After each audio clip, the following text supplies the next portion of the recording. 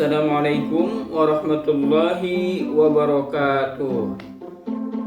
Oke anak-anak, selamat bertemu lagi dengan Bapak di sini.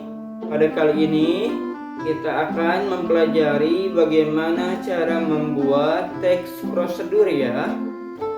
Untuk kelas 7 mata pelajaran Bahasa Indonesia tingkat SMP atau MTS. Baik anak-anak, sebelum lebih lanjut, yuk kita berdoa terlebih dahulu. Semoga Allah, Tuhan Yang Maha Esa, memberikan kelancaran terhadap proses pembelajaran yang kita lakukan. Mari kita awali dengan membaca basmalah bersama-sama ya. Bismillahirrahmanirrahim. Semoga pembelajaran kita hari ini lancar dan diberkahi oleh Allah Subhanahu wa Ta'ala. Baik anak-anak, kali ini kita akan mempelajari teks prosedur ya. Apa itu teks prosedur? Teks prosedur itu adalah teks yang menjelaskan atau tulisan yang menjelaskan tentang apa yang akan kita lakukan. Tahapan-tahapan apa saja yang perlu kita lakukan untuk melakukan sesuatu. Ada dua hal atau terbagi dua ya. Pertama, teks prosedur tentang apa yang akan kita lakukan.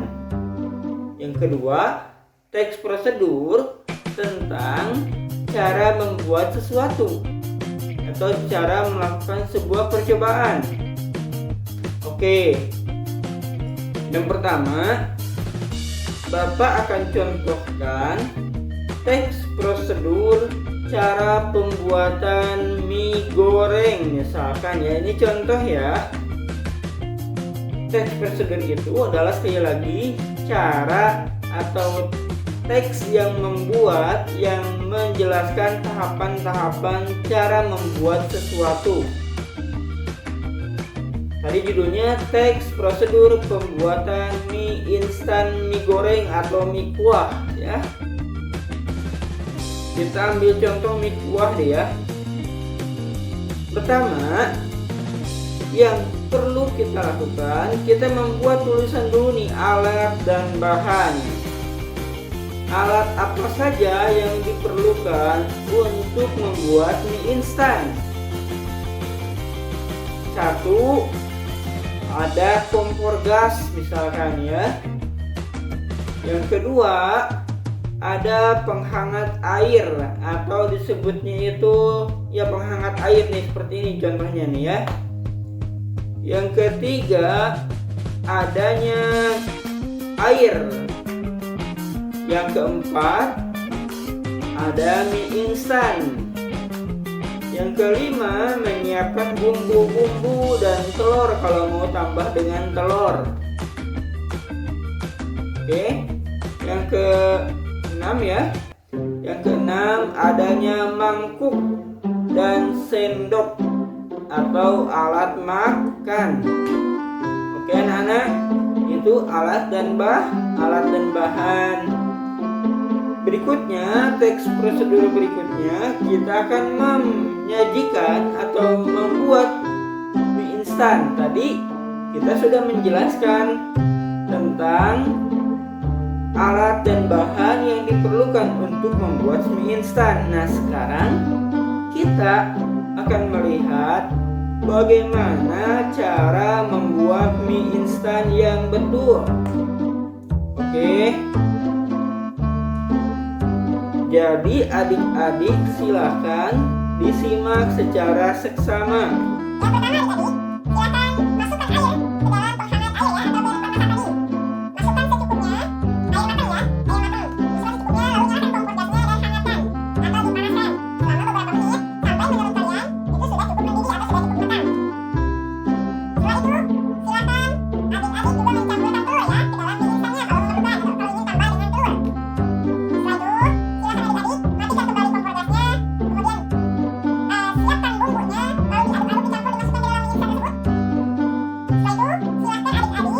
mie instannya kalau memerlukan,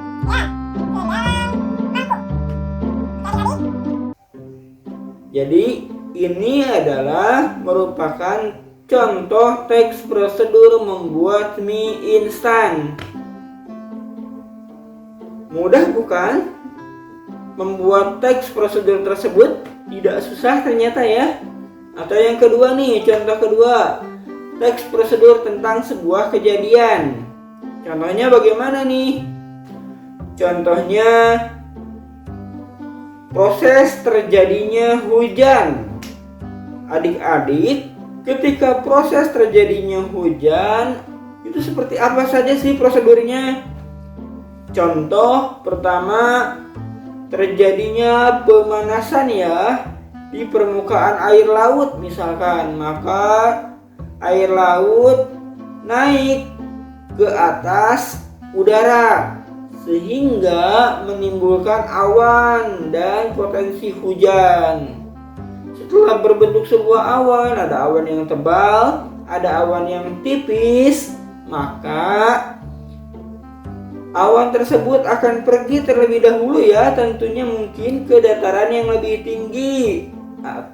Kemudian mulailah terjadinya hujan. Nah, itu adalah contoh dari prosedur terjadinya sesuatu atau teks yang menjelaskan tentang terjadinya sebuah kejadian tertentu, adik-adik. Oke, adik-adik, sekarang tugas kalian adalah membuat teks prosedur masing-masing. Apa saja teksnya atau strukturnya? Pertama, misalkan A, alat atau judulnya dulu deh. Misalkan judulnya teks prosedur pembuatan bakwan. Misalkan ya, bakwan atau kalau dalam bahasa Sunda bala-bala misalkan. Maka adik-adik tulis judulnya teks prosedur pembuatan bakwan. Kemudian B, ini judulnya ya, atau A, alat dan bahan. Adik-adik silahkan sebutkan alatnya apa saja, bahannya apa saja. Oke. Setelah itu, setelah menjelaskan alat dan bahannya apa, bla bla bla bla bla, silahkan ditulis ya. Kemudian berikutnya adik-adik menuliskan atau bagian C-nya adalah teks pembuatan atau langkah-langkah pembuatan bakwan. 1. Misalkan menghidupkan kompor. 2. Membuat atau meramu bahan-bahannya yang tadi sudah disediakan. Ada terigu, ada kol ya, ada juga mungkin wortel dan bahan-bahan lainnya, minyak goreng. Silahkan diceritakan bagaimana cara pembuatan cara pembuatan bakwan dari awal sampai akhir. Oke, bikin teksnya dan dibikin videonya ya. Kalau mengalami kesulitan, silahkan minta bantuan orang tua. Oke, kerjasama dengan orang tua. Adik-adik, itu saja yang dapat Bapak sampaikan. Untuk kelas 8, silahkan simak pembelajarannya ya. Ditonton sampai tuntas loh. Ini untuk kelas 8, silahkan disimak.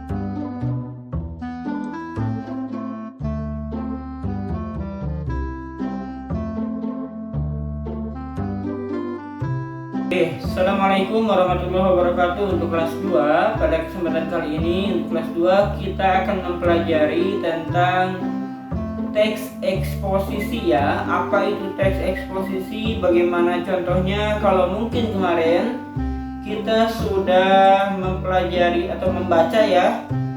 Minggu kemarin Pak Yudi sudah menyuruh atau menugaskan kepada kalian untuk membaca, dan sekarang akan coba Bapak jelaskan. Mudah-mudahan kalian semua bisa paham. Oke? Saksikan dan baca di belakang sini. Mengenali unsur-unsur teks eksposisi. Teks eksposisi adalah teks yang berisi penilaian, dorongan, atau ajakan kepada masyarakat atau khalayak umum. Bentuk Teks eksposisi dapat ditemui di media massa berupa esai, tajuk, rencana atau editorial, dan tanggapan kritis. Sedangkan pola yang dapat digunakan dalam mengembangkan teks eksposisi adalah pola umum, khusus, umum, ilustrasi, pola perbandingan. Jadi, yang dimaksud teks eksposisi di sini adalah teks yang mengkritik dan mengajak khalayak umum untuk melakukan sesuatu dengan cara berargumen atau memberikan penjelasan yang logis kepada masyarakat. Berikutnya, menyimpulkan isi teks eksposisi. Pada saat kita akan membuat kesimpulan terhadap teks eksposisi, kita harus mengetahui gagasan umum, utama, dan ide pokoknya.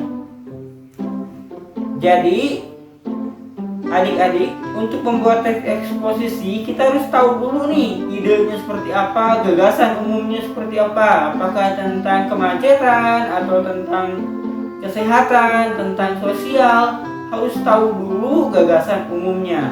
Oke? Berikutnya,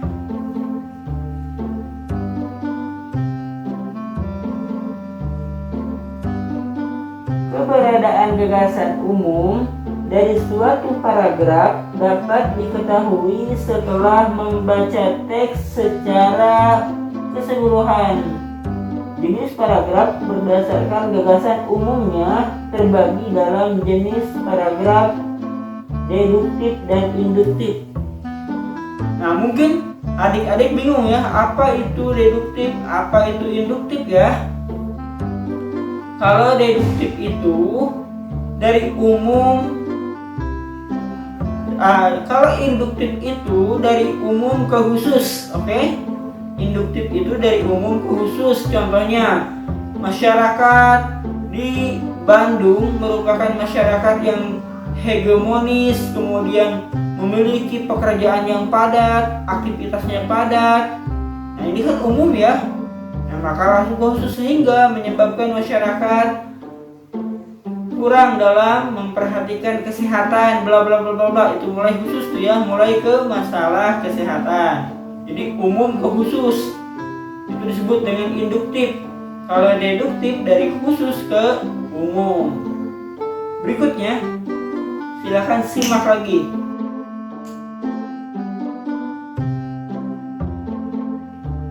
Menelaah struktur dan kaidah teks eksposisi. Menurut strukturnya, teks eksposisi terdiri atas 3 bagian, yaitu tesis, rangkaian, argumen, dan penegasan ulang. Sedangkan kaidah kebahasaan, teks eksposisi bersifat khusus, yaitu menggunakan kata-kata teknis sesuai dengan topik yang dibahas. Maksudnya bagaimana? Maksudnya adalah kalau untuk pembuatan teks eksposisi itu harus teknis sesuai dengan topiknya. Contohnya, kemacetan terjadi karena banyaknya masyarakat yang berlalu lalang dan hilir mudik yang terus berulang-ulang sehingga menyebabkan masyarakat mengalami kemacetan hampir setiap hari. Itu contohnya. Misalkan itu bersifat teknis.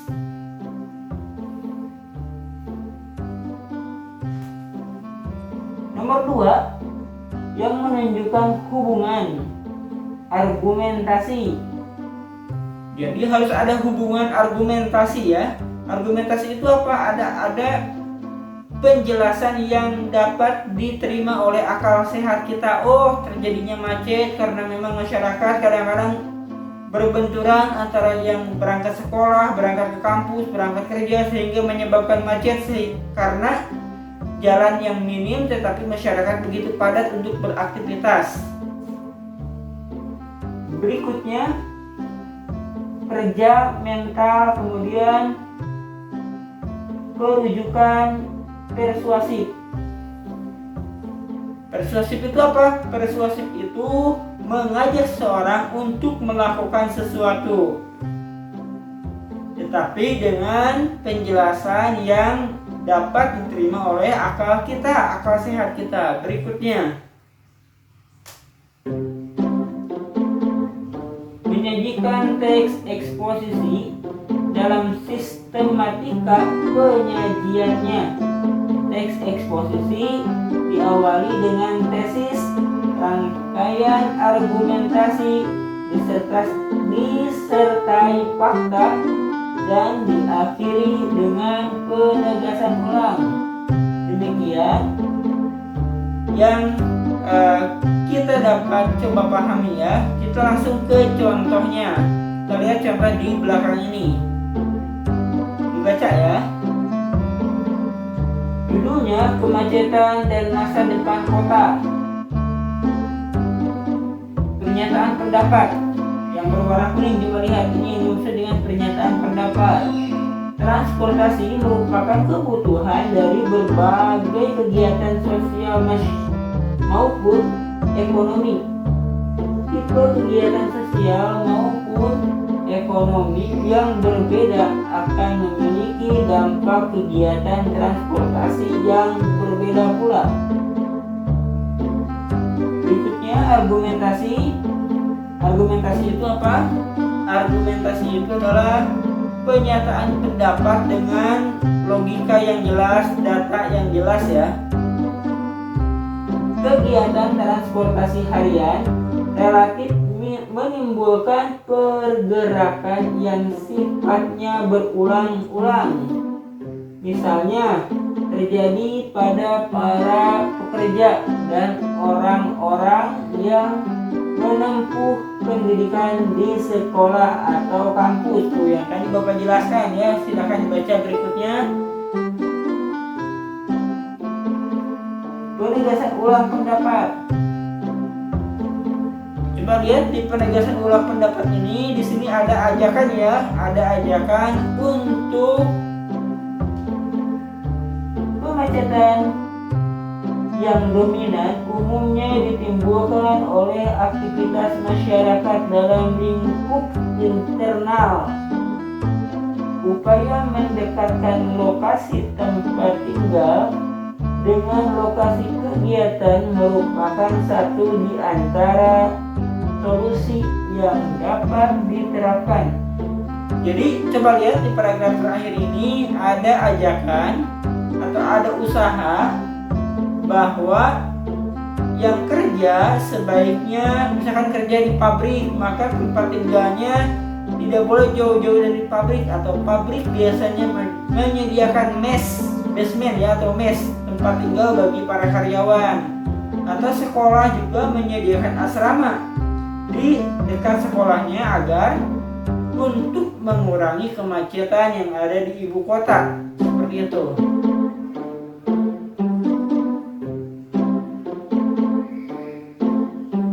Oke, itu saja yang dapat Bapak sampaikan untuk kelas 8. Mudah-mudahan dapat dipahami. Ya. Untuk kelas 9,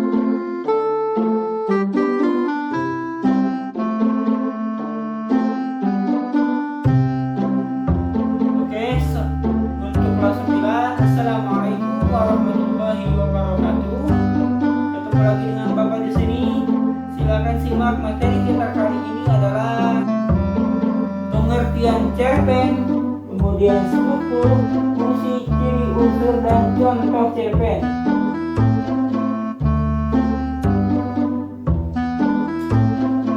Silakan disimak terlebih dahulu, ditulis di belakang ini, coba ditulis dan dipahami. Bagi yang belum silakan ditulis. Pengertian cerpen menurut para ahli. Berikut ini beberapa pengertian cerpen menurut para ahli. Pertama, menurut KBBI ya, Kamus Besar Bahasa Indonesia. Cerpen merupakan cerita pendek yang berisi tentang kisah cerita yang berisi tidak lebih dari 10.000 kata. Pada umumnya, cerita pada cerpen bisa memberikan kesan dominan dan berkonsentrasi pada permasalahan satu tokoh. Menurutnya, dalam cerpen tidak ada cerita hingga 10 atau 100 halaman. Jadi, kalau cerpen itu tidak boleh lebih dari 10.000 kata ya. Itu ciri dari cerpen. Silahkan dibaca lagi. Cerpen itu apa? Cerita pendek yang sifatnya bisa dua, bisa fiktif, bisa fiksi ataupun non fiksi, bisa khayalan ataupun cerita pendek yang sifatnya nyata. Berikutnya coba dilihat lagi. Struktur cerpen. 1. Abstrak. Struktur cerpen atau susunan-susunan cerpen itu ada beberapa struktur ya.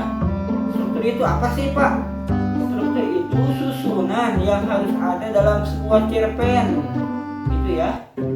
Susunan atau sub-sub yang harus ada dalam sebuah cerpen. 1. Yang pertama adalah abstrak. Abstrak itu apa? Abstrak itu gambaran atau sedikit gambaran umum tentang cerita yang akan kita sajikan di dalam cerpen ini. Tetapi biasanya untuk cerpen ini ada yang menggunakan abstrak dan ada juga yang tidak. Jadi boleh menggunakan abstrak ataupun tidak. Yang jelas abstrak itu adalah gambaran umum, sedikit saja gambaran umum tentang isi dari cerpen yang akan kita tulis atau yang sedang kita baca. Orientasi itu apa? Orientasi itu pengenalan.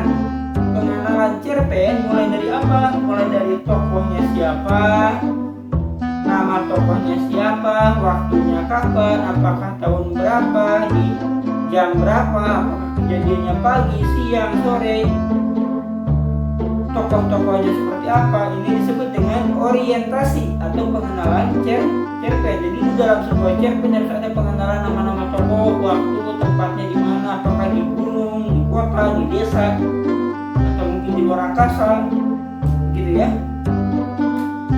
Berikutnya silakan disimak lagi. Komplikasi. Komplikasi itu apa? Komplikasi itu silakan ditulis saja dulu.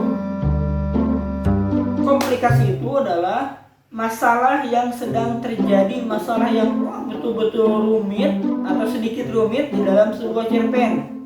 Misalkan ada konflik, namanya misalkan Udin dan Oneng namanya ya. Udin dan Oneng sedang konflik karena terjadi permasalahan keluarga. Udin dan Oneng ini adalah seorang kakak beradik. Ada masalah bla bla bla bla. Nah, itu puncak-puncaknya ya, ada pertengkaran misalkan. Berikutnya evaluasi. Pada bagian evaluasi ini terjadi konflik masalah yang semakin memuncak. Konflik mulai menuju bagian klimaks dan mendapatkan penyelesaian atas masalah yang terjadi. Jadi di tahap evaluasi ini